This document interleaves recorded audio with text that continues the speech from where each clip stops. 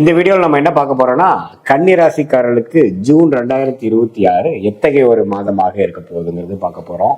Scientific வேதிக் astrology முறையில துல்லியமாக பரிகாரங்கள், மூட நம்பிக்கைகள் அது மாதிரி விஷயத்துக்குள் போகாமல் அந்த ஒளி தத்துவம் எப்படி செயல்படுகிறது, எப்படி நம்மளுடைய கர்மா நம்மளுடைய ஜாதகத்தில் நம்மளுடைய ராசிக்கு அந்தந்த அமைப்புகள் வரும்பொழுது எப்படி கர்மா நம்மளோட வாழ்க்கை சம்பவங்களாக உருவெடுக்கிறது, சாதகமான சம்பவங்களாக சாதகமற்ற சம்பவங்களாக இருக்குதுங்கிறது துல்லியமாக மிகைப்படுத்தாமல் பார்க்க போறோம். இப்ப பாருங்க, 11ஆம் இடம் என்று சொல்லப்படுகிற லாபஸ்தானத்துக்கு உச்ச குரு வருவது 12 வருஷத்துக்கு ஒரு தடவை வரக்கூடிய ஒரு அற்புதமான ஒரு அமைப்பு.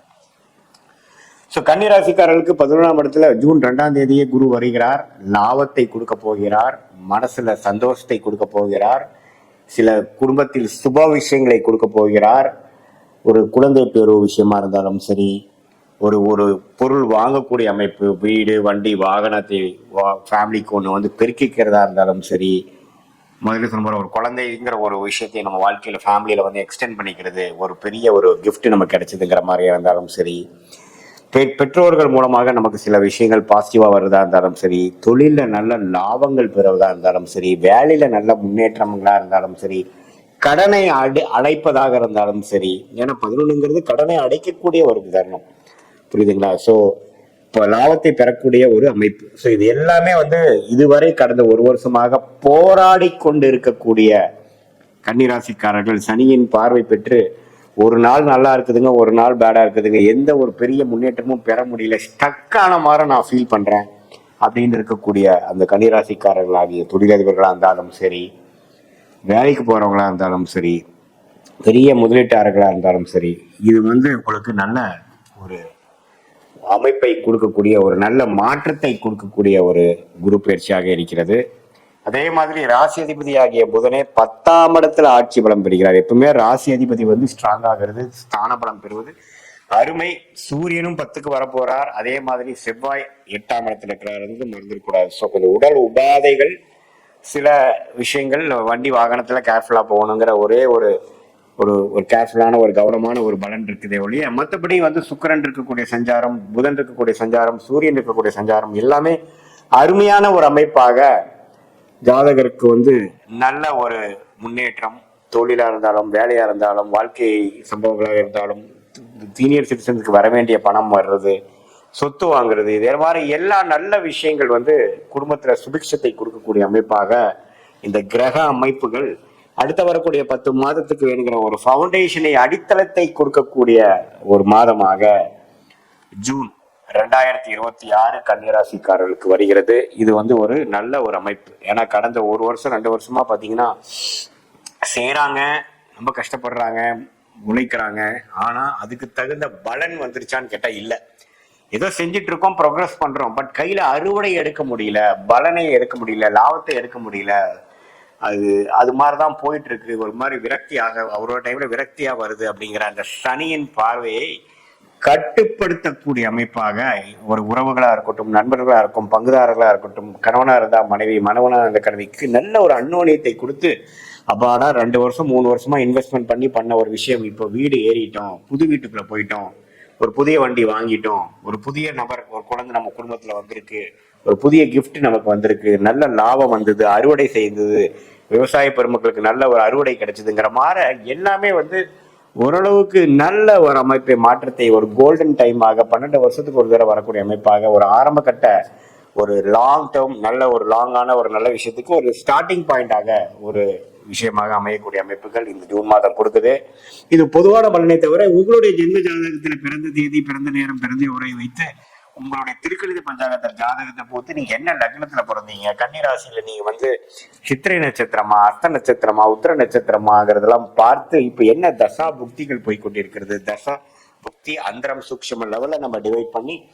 எது மாதிரி ஒரு வாழ்க்கை சம்பவங்கள் இப்போ உங்களுக்கு பிரசன்ட்ல போயிட்டு இருக்கு, பாஸ்ட் என்ன, இமீடியட் ஃபியூச்சர் என்ன, நெக்ஸ்ட் லாங் டேர்ம் ஃபியூச்சர் என்ன அப்படிங்கிறதெல்லாம் சயின்டிபிக் வேதிக் அஸ்ட்ராலஜி முறையில எதையும் மிகைப்படுத்தாமல் உள்ளது உள்ளவாறு பார்க்கும் பொழுது நம்மளுடைய வாழ்க்கை என்ன மாதிரி ஒரு பாதையில போகுதுங்கிறத ஒரு கிளாரிட்டி நாமளே பெற்று,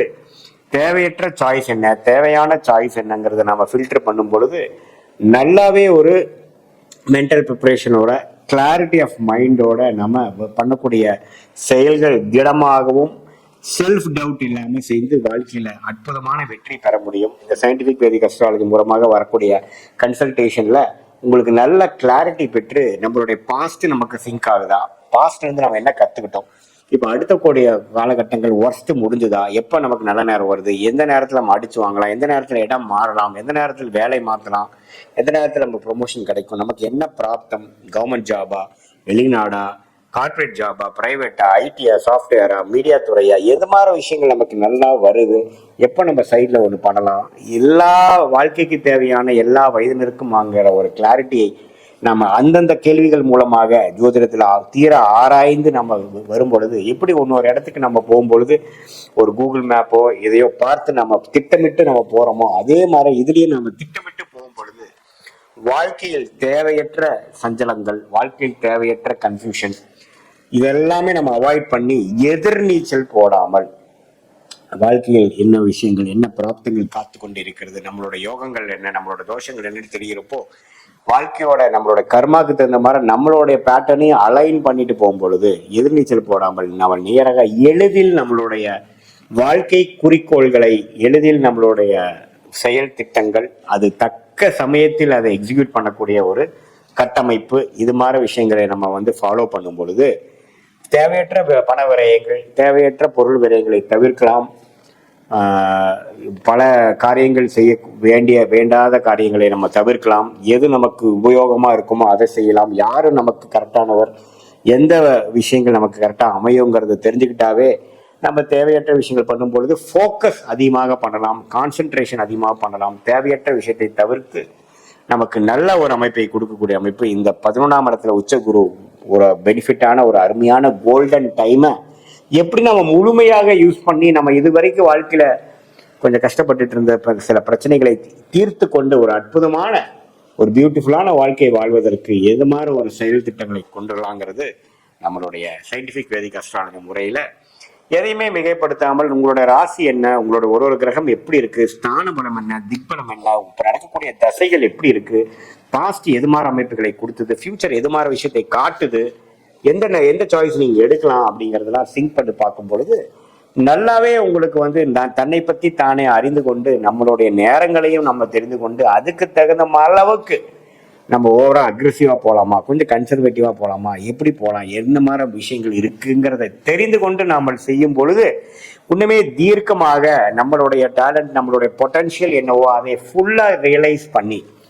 காலதாபங்கள் இல்லாமல் நம்ம செய்யும் பொழுது வாழ்க்கையில் எளிதில் நம்ம வெற்றி பெற முடியும் என்று சொல்ல விரும்புகிறேன். மீண்டும் மற்றொரு காணொலி சந்திப்போம். நன்றி, வணக்கம்.